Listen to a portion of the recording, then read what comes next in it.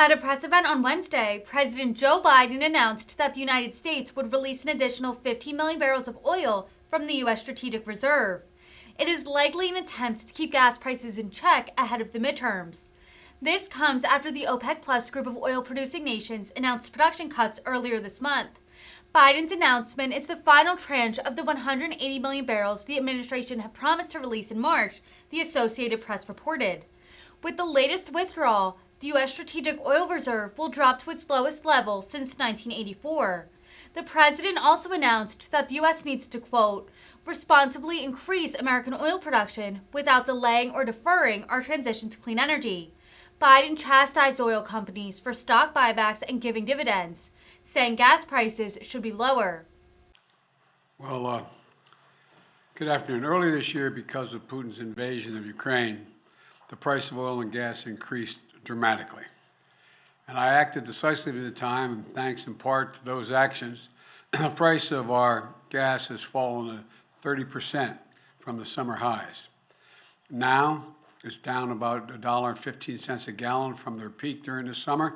Gas prices have fallen every day in the last week. Let me repeat, gas prices have come down, and they continue to come down again.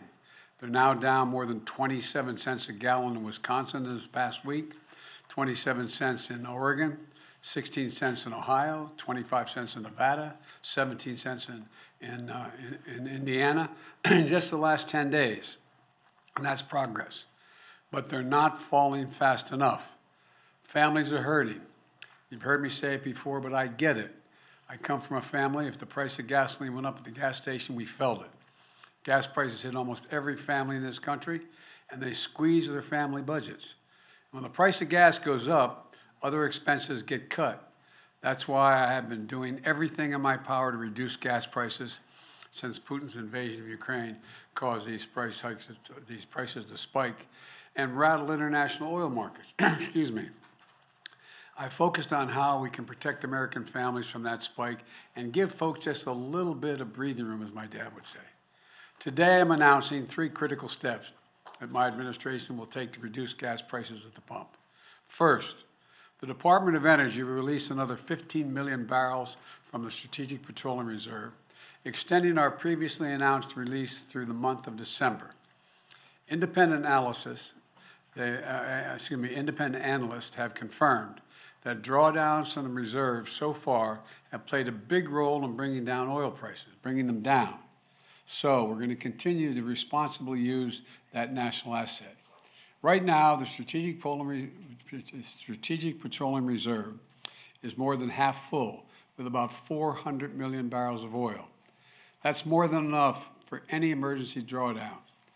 With my announcement today, we're going to continue to stabilize markets and decrease the prices at a time when the actions of other countries have caused such volatility. And I've told my team behind me here to be prepared to look for further releases in the months ahead if needed. We're calling it a ready and release plan. This allows us to move quickly to prevent oil price spikes and respond to international events.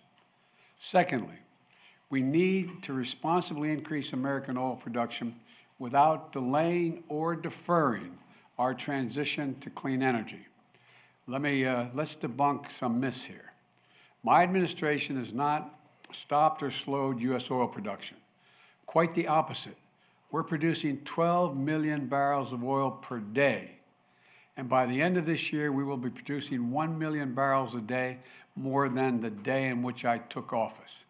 In fact, we're on track for record oil production in 2023.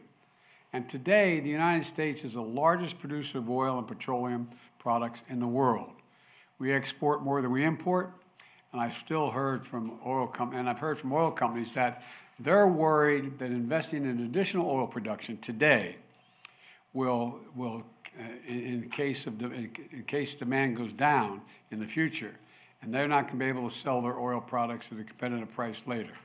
Well, we have a solution for that. Today, I'm announcing a plan to refill the Strategic Petroleum Oil Reserve in the years ahead at a profit for taxpayers. The United States government is going to purchase oil to refill the Strategic Petroleum Reserve when prices fall to $70 a barrel. That means oil companies can invest to ramp up production now with confidence they'll be able to sell their oil to us at that price in the future, $70. Refining and refilling the reserve at $70 a barrel is a good price for companies, and it's a good price for the taxpayers, and it's critical to our national security. To put it in context, since March, the average price of oil has been more than $90 a barrel, the highest since 2014. By selling from the Strategic Petroleum Reserve at the higher price of $90 earlier this year and then refilling it in the future at a lower price around $70, we'll actually make money for the taxpayers, lower the price of gas, and help bolster production, all while totally consistent with my commitment to accelerate the transition to clean energy. So my message to oil companies is this: you're sitting on record profits, and we're giving you more certainty, so you can act now to increase oil production now.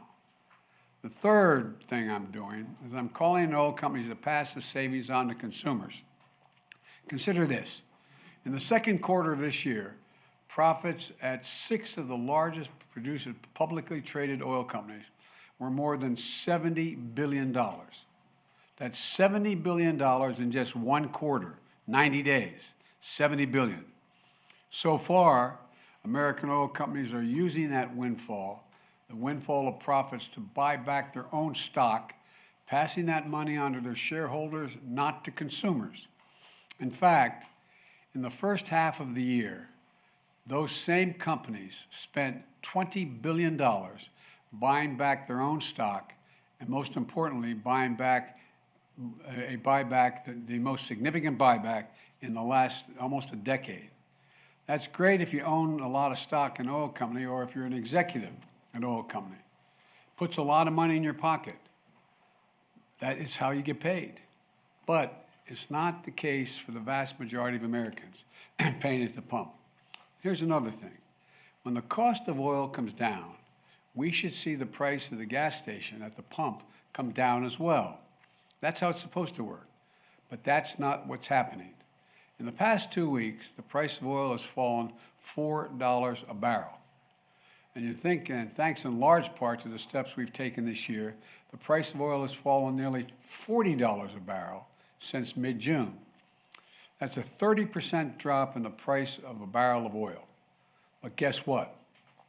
Gas prices haven't fallen that much. And it's not right. Gas prices at the pump should be lower.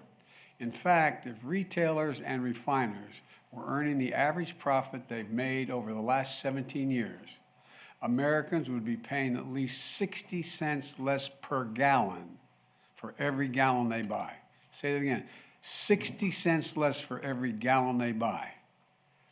That makes a big difference in a family.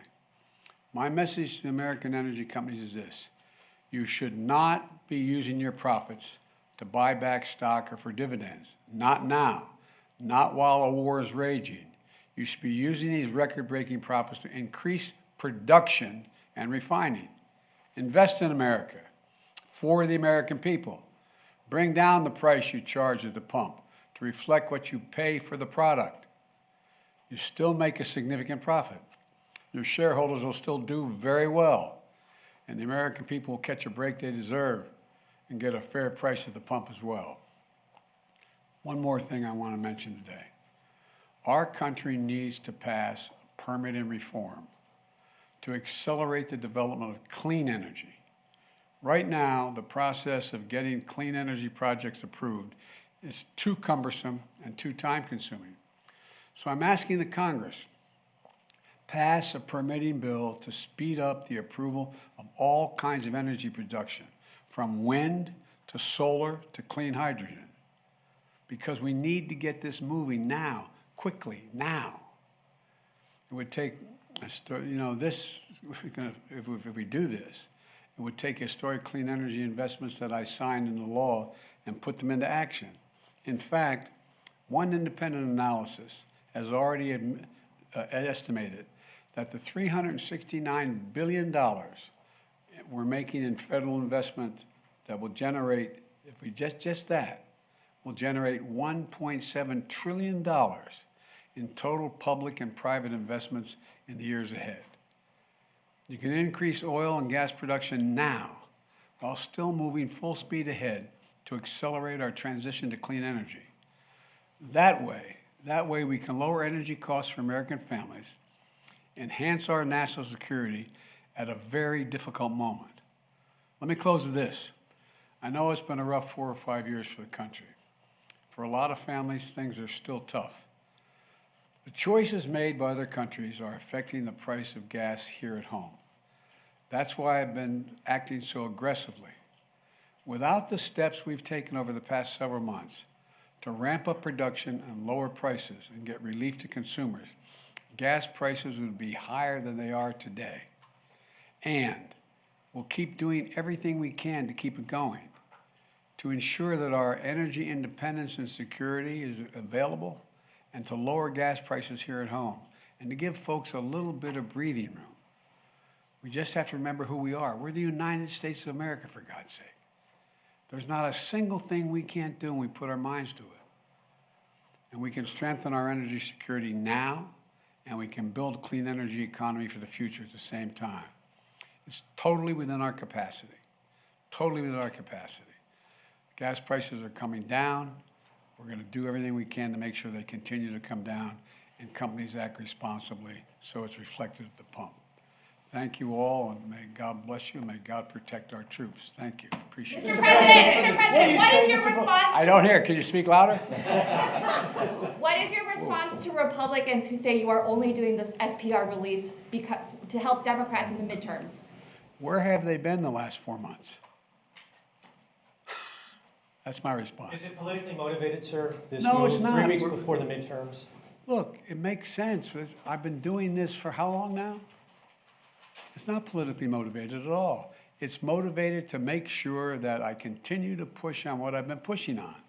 And that is making sure there's enough oil that's being pumped by the companies so that we have the ability to be able to produce enough gas that we need here at home, oil we need here at home, and at the same time, keep moving in the direction of providing for alternative energy. That's what I've been doing. Now, the problem is these guys are asleep. I don't know where they've been. And they seem, the price at the pump should reflect what the price of a barrel of oil costs. And it's not going down consistently. Sir, do you understand that there's martial law in parts of Ukraine? What does that say to you, sir, about where his thinking is on the war in Ukraine right now?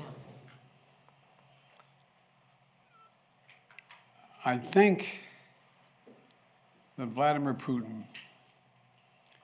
finds himself in an incredibly difficult position. And what it reflects to me is it seems his only tool available to him is to brutalize individual citizens in Ukraine, Ukrainian citizens, to try to intimidate them into capitulating. They're not going to do that. Thank you. Sir, do you want to ban the export of U.S. petroleum products?